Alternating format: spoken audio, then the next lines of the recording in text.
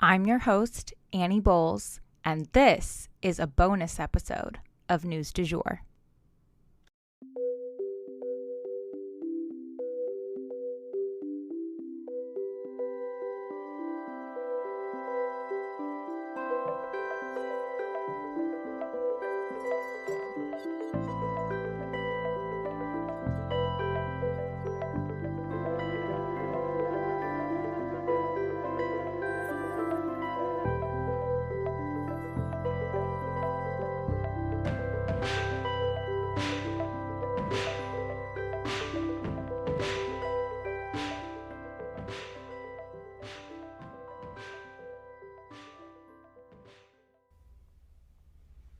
Hey, you guys, welcome back to a bonus episode for my maternity leave special series. I have been really excited to share with you this topic as well as just all the information we're going to go over today.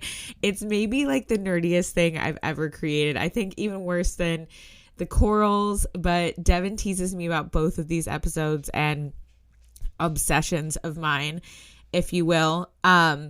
Basically, online, I was seeing a lot of information about mushrooms and a ton of hype for mushrooms.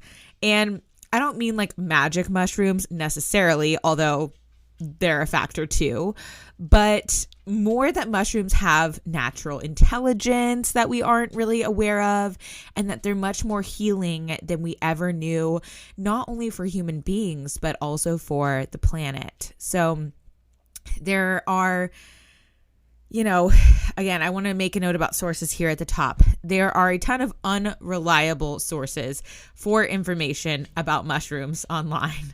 So I will not be using those to build this episode, although they certainly piqued my interest in the first place. But I wanted to let you guys know that I got my information from places like National Geographic, The Guardian, the Carnegie Science Center, Scientific American, and other sources that rely on scientific study, not just conjecture. The first thing to know about fungi is that they exist in so many forms and that they are truly ancient.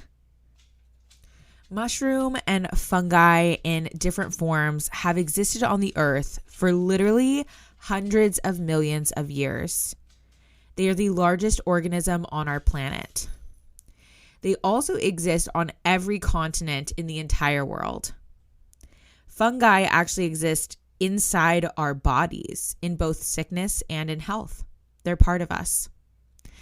They're actually a very important part of the human microbiome. Just like bacteria and viruses, they help our body to function properly. Just on the heels of your feet alone, for example, there are actually about 80 different varieties of fungi on you at any given time. Have I grossed you out yet? Because we have so far to go. But really, when a lot of us think of fungi, we think of decay, mold or mildew or athlete's foot. But really, fungi are actually life givers and life savers. They provide us with a ton of different food groups, from sake to cheese to chocolate to kimchi to fresh vegetables to bread. All of these food items would not be possible without fungi. Yeast and fermentation play a role in almost every food that we eat. Out in nature, trees often do a type of exchange with fungi where they'll share their nutrients with the fungi, and the fungi share some of the carbon that they produce with the tree. Similar to coral, we have a whole bonus episode on them as well. Fungi are neither a plant nor an animal. Scientists who study mushroom consider them to be their own kingdom altogether. There are over 1.5 million species on Earth, and there are 6 times as many varieties of mushrooms as there are plants. There are, of course, portobello mushrooms, button mushrooms, and similar ones that we are all familiar with. But there are also bioluminescent mushrooms that literally glow in the dark. There are mushrooms in every single color that you can imagine. You know when you pick up a stick in the woods and there's kind of this like stringy stuff attached to it? Well, that stuff is actually a variety of mushroom called mycelium. And it basically is a network that, is not dissimilar to our brains and the way that our brains have neural pathways. They actually function very similarly. They exist virtually everywhere in nature. Every footstep you take all over the world, mycelium is underneath you. Mycelium basically help trees to share nutrients and other plants to share nutrients. There are mushrooms that can feed you. There are mushrooms that can kill you. Mushrooms bridge the gap between life and death in certain sense. And by breaking down what has died, whether it's a plant or an animal, and pulling it back into the earth, they breathe more life into our ecosystem. But other than just breaking down dead matter and helping trees to communicate, our mushroom and fungi on this earth actually have other ways of supporting our planet. Mushrooms can actually help to fight pollution. And this is something I'm diving deep into this right now, you guys. I'm nerding out about this because I just find it so fascinating. But basically, fungi have been used to clean up oil spills. They eat the oil and end up producing an edible mushroom out of this oil. They have then those mushrooms will attract insects, and then the insects attract birds, and then on the birds come seeds, and a whole ecosystem can literally be born out of an oil spill, something that is totally devastating to the environment. Additionally, they can convert chemicals like pesticides and herbicides into biologically neutral substances. They can break down plastic. They can remove heavy metals from toxic sites that are even too dangerous to build on. They can clean up polluted water. They can eliminate,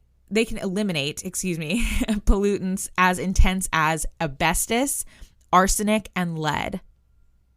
Time magazine wrote that mushrooms might be, quote, magic for climate change, end quote. Some hope, you guys. They've already been used to clean up after forest fires in California.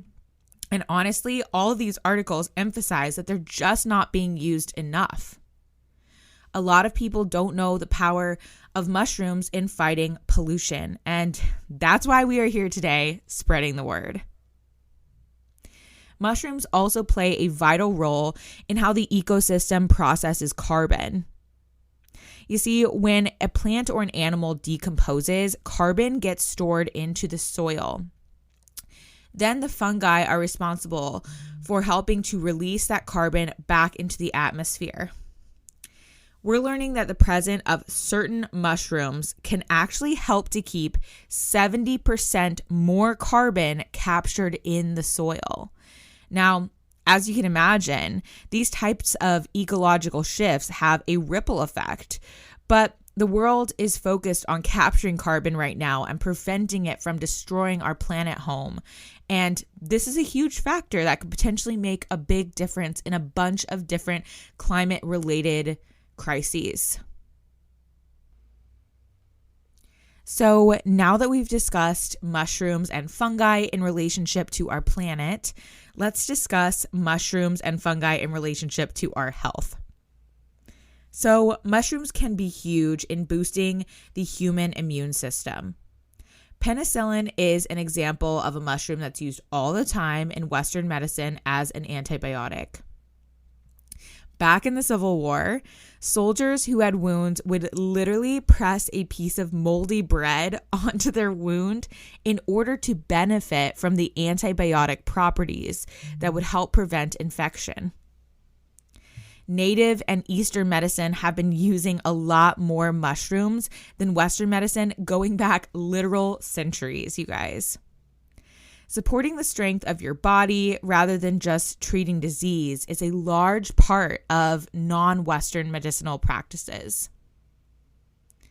But these are a lot of the medicinal properties that we already know of. There are a lot we are still exploring. For example, lion's mane is a mushroom that we know helps nerves to regrow.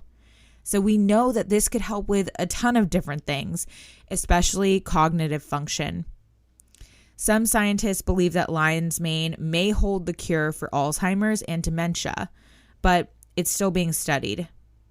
There have been a number of cases where mushrooms have counteracted cancers, especially turkey tail mushrooms, which have been proven to improve the effects of chemotherapies.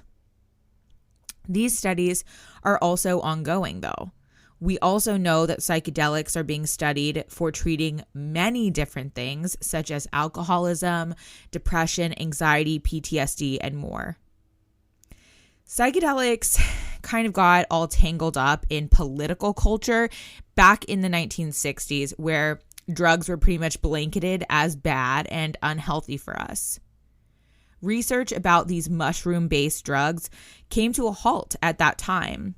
But in the year 1999, they were actually approved to study once again here in the United States, and those studies are still underway. 70% of people coming out of one of the studies with psychedelics said it was in the top 5 most personally meaningful experiences of their lives, akin or just following the birth of their children, and that it gave them a completely altered worldview. So mind-blowing. Mushrooms also produce these molecules that we know fit into the receptors of the human brain and human body. And why is this? We still don't really know. It makes it feel like we're meant to be living in closer union with fungi and mushrooms, and that they're supposed to play a larger role in our health and wellness. But who knows what that role is or what it looks like. So that's something that's still being explored and studied today. On top of all this, mushrooms are actually considered intelligent beings. I know. In terms of the traditional definition of an intelligent being, they may seem to kind of fall short. They don't have eyes or a brain, but they do have ways of communicating decision-making capabilities and actual electrical impulses through the mycelium that we talked about. And those electrical impulses operate as nature's circuit board. They actually process data that they receive from the environment and make decisions as well as trades with nature's other organisms based on needs and environmental conditions. Pretty insane. The bottom line here is we cannot afford to destroy mushrooms. There's so much more to mushrooms than being a vegetable that we toss into a salad or a stir fry. We need fungi to live, and if nothing on this earth decomposed, we'd be left with piles and piles of dead matter. Without fermentation, we'd have little to no food to eat. Our planet would be far more polluted. Fungi can heal us. Mushrooms have the capacity to open our minds to the vastness of the universe. And there may be even more enormous mushroom-related discoveries to be made if we can stop looking at them as food and think of them more as fundamental. If there's no fungi, there's no us. If you enjoyed this episode, please consider becoming a patron of our podcast. For $7.99 a month, you can unlock tons of perks like breaking news text messages so that you're never out of the loop. Tons of bonus episodes are already up there ready for you to binge, and a discussion board full of networking opportunities and much more. Go to www.patreon.com/sugarfree media today to become a patron. This is the best way to support our show. Our patrons make News du Jour possible. But a couple other ways to support our podcast are rate and review on whatever podcast platform you use to listen, share on your social media, you have influence, tell your friends, family, and colleagues that you love News du Jour and why you listen. You can also follow us on social media under sugarfreemedia.co on Instagram, just sugarfreemedia, all one word, on TikTok, and sugarfree_media on Twitter. We also have a weekend newsletter called Dreamers Digest that's full of dreamy content recommendations for your weekend and a life update from yours truly. Sign up today on our website, www.sugarfreemedia.co. Our music is by Joey Lavoie and Nicholas Foster.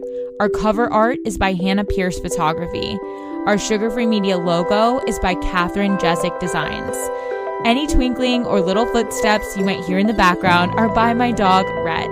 He's a rescue pup and always records with me. We appreciate you listening and look forward to telling you about the news again next time on News du Jour.